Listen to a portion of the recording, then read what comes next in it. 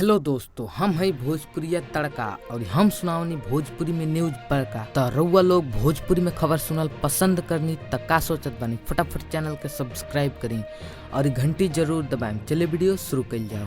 पहला ताजा खबर बा कि दिल्ली आईएमडी के वरिष्ठ वैज्ञानिक नरेश कुमार कहना कि राजस्थान उत्तर प्रदेश में आगे के 5 दिन ज्यादा गर्मी के रेड अलर्ट जारी कैले बानी, लेकिन तमिलनाडु और केरल में आगे के 2-3 दिन तक बारिश हुई।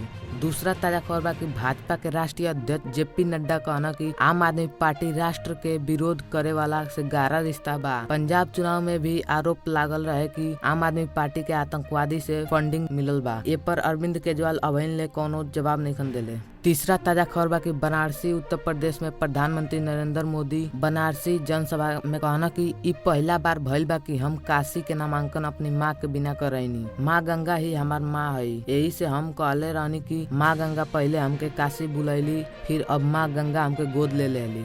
चौथा ताजा खबर बा कि पुणे कार दुर्घटना मामला में क्राइम ब्रांच एगो आरोपी नाबालिग के पिता संभाजी नगर के हिरासत में ले बा। पांचवा ताजा खबर बा कि 4 जून के मोदी सरकार जाता और इंडिया गठबंधन आवत बा। कई लोग अनुमान लगैले बा कि ए बेरी इंडिया गठबंधन अपनी दम पर 300 ज्यादा सीट पावत बा। ई बात अरविंद केजरीवाल कहना और उ इहो कहना कि अमित शाह दिल्ली में आयल रहना जनसभा करे खातिर। वो जनसभा में 500 से भी कम लोग रहे।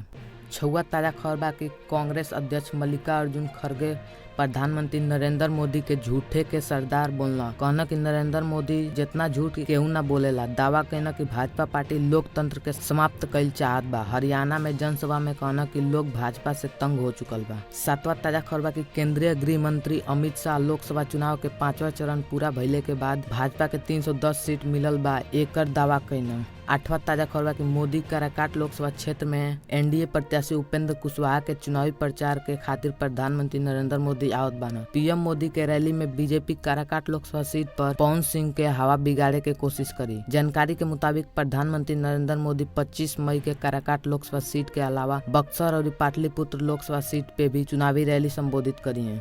9वां ताजा खबर बा कि नोएडा के सेक्टर 39 में सरकारी अस्पताल के बेसमेंट में आग लागल। प्रदीप चौबे बतैना कि आग लगले के सूचना मिलते ही तुरंत हम 8 गो दमकल के गाड़ी भेजनी। 10वां ताजा खबर बा कि पश्चिम बंगाल के साधु और भारत सेवा श्रम संघ के कुछ साधु के खिलाफ मुख्यमंत्री ममता बनर्जी टिप्पणी कैले बाड़ी। यही के चलते साधु 24 मई के कोलकाता में रैली निकाली लो। वह लोग के ई खबर कैसन लागल, अच्छा लागल तो एगो लाइक जरूर करम और ऐसने खबर भोजपुरी में सुनल पसंद करनी त का सोचत बानी, फटाफट चैनल के सब्सक्राइब करी। मिलतनी आगे के ताजा खबर में, तब तक खातिर जय हिंद।